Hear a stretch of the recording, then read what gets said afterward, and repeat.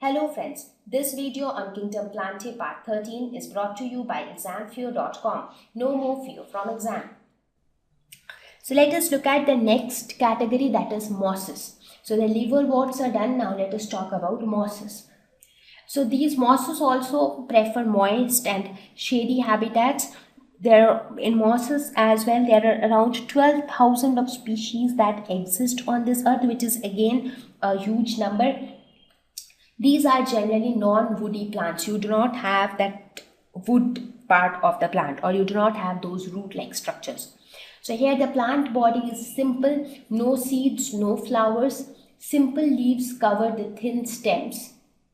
Root-like structures called rhizoids are present. So even here rhizoids are present, which helps in anchoring, and it also helps in conduction of water and nutrients throughout the plant. Simple leaves are present along with thin stems. Now these leaves can perform the process of photosynthesis, and therefore they are autotrophic. Now when I talk about uniqueness of mosses, what is special about mosses? So what is that unique characteristic about mosses? Like liverworts, gametophyte is the predominant stage of the life cycle of a moss. As I said, in case of liverwort, we saw that the haploid gametophyte phase was the dominant phase of the liverwort. So here also it is the similar. Here also gametophyte is the predominant stage. But in this case, gametophyte itself consists of two stages. Their gametophyte was just one gametophyte. How was gametophyte formed there? When the spores germinate, they directly formed the gametophyte. But in this case, gametophyte is divided into two stages. What are those two stages? Let us have a look. The first stage is protonema. What is protonema now? Now from the spore, earlier what was happening? From spore, it was directly forming gametophyte. But now it will not be like that. So now from spore, this is the spore. From spore, a structure is formed which is called protonema. So protonema develops from spore. It is green, creeping and branched. So it is a creeping structure. It cannot support itself. It needs something to creep around. So it is green colored, creeping and branched structure. This is how it looks like. So here you can see the structure. So here this is the rhizoid. This is the spore case. And the second stage is the leafy stage. In the leafy stage will develop from the secondary protonema. So from protonema, the leafy stage will develop. Here, upright axis with spirally arranged leaves. So here you can see how the leaves are spirally arranged. So in case of liverworts, the spores will germinate directly to form gametophyte. There is no intermediate stage. But in this case, the spores will form protonema,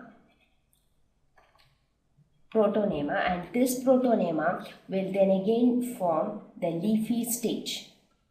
So the leafy stage is the final gametophyte. So this leafy stage is the final gametophyte. Now this protonema is again divided into two steps. First is primary protonema and then secondary protonema. However, we will not get into the detail of primary and secondary protonema, but this presence of protonema is something which is unique in mosses, and it was not present in liverworts. Okay, so let us look at some examples of mosses. Funaria, sphagnum, common hair cap moss. So these are some of the examples of mosses. So if you look at Funaria, what is this? This portion is the capsule. What is this? This is seta, the stalk-like structure which actually takes the nutrition to the capsule. Now what are these? These are nothing but the leaves-like structure. And these are the rhizoids.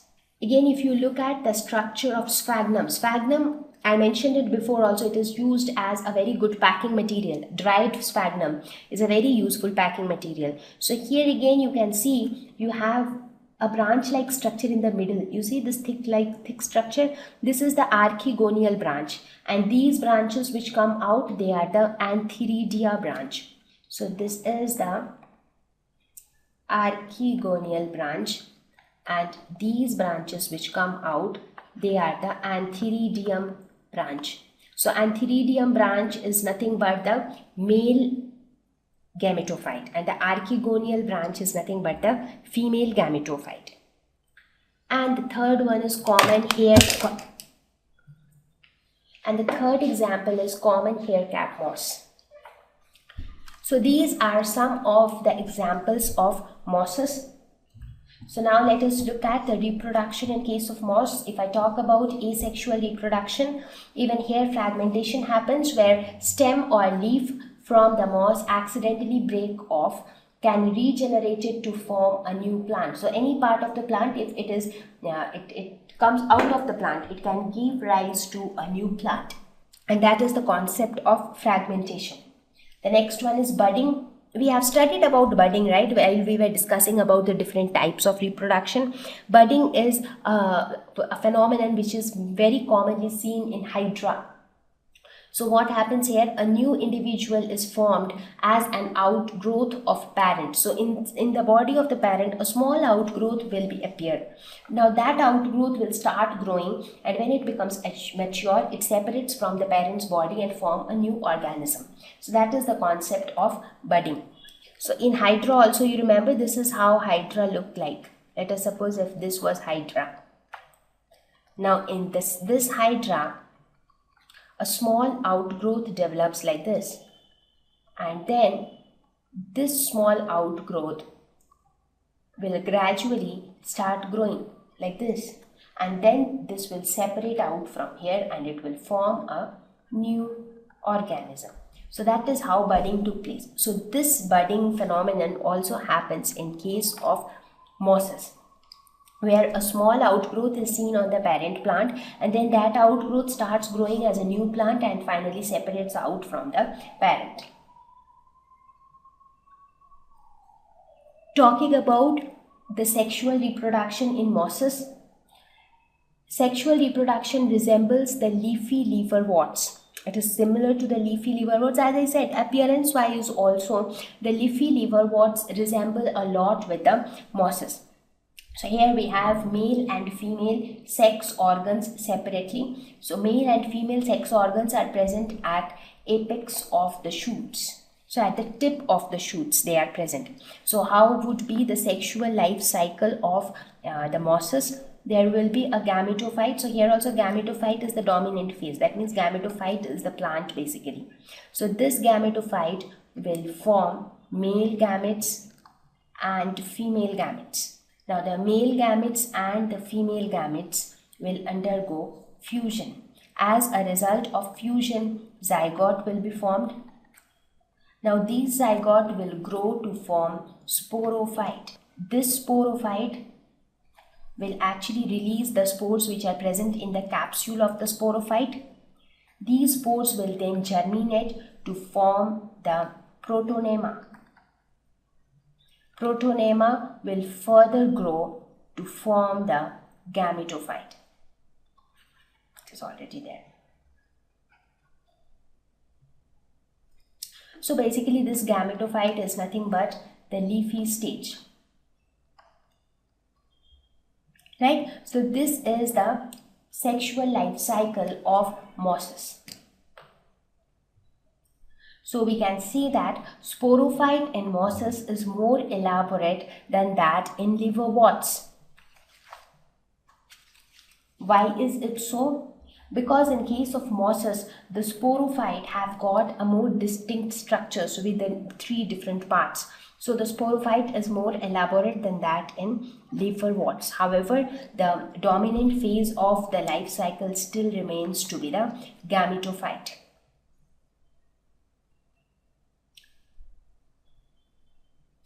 So this is how the life cycle of mosses look like. So here you can see these are the mature gametophytes. This is a male gametophyte and this is a female gametophyte. So male gametophyte will give the male gametes, female gametophyte will give the female gametes. Now what will happen? the male gametes and the female gametes will undergo fusion. This is how it will happen. So this is the male gametophyte and this is the female gametophyte. So the sperms from this will enter into the female gametophyte where it will fuse with the egg cell. Now once the fusion take place, zygote will be formed. This is how. So zygote will be formed in the female gametophyte. Now this zygote will start growing to form the embryo, and this embryo will further grow to form the sporophyte. Now inside the sporophyte we again have three different structures, that is capsule, seta and food. Inside the capsule we have the spores. Now these spores are then released. Now when the spores are released, this is how the spores are released from the capsule. See, this is the capsule and the spores are released. Now these spores will then germinate to form the protonema, which is the initial stage. The protonema will then again gradually grow to form the gametophyte. So this is how the life cycle of a moss is. Now as I said, mosses and leafy liverworts share a lot of things in common. However, there are some differences between them. So let us quickly see what are the differences between mosses and leafy liverworts. Well, when I talk about the leafy liverworts, oil bodies are present in their cells. So if you look at the leafy liverworts, each cell will have some oil bodies. But in mosses, there are no oil bodies present. Presence of lobes in leaves. So here if you talk about the leaves, in case of leafy liverworts, there are lobes present in the leaves. But in case of mosses, there are no lobes. In leafy liverworts, leaves are arranged in 2 or 3 rows. See, this is how it is arranged. It is like this. So it is arranged in a row. But in case of mosses, the leaves are spirally arranged. So here you can see how the leaves are arranged.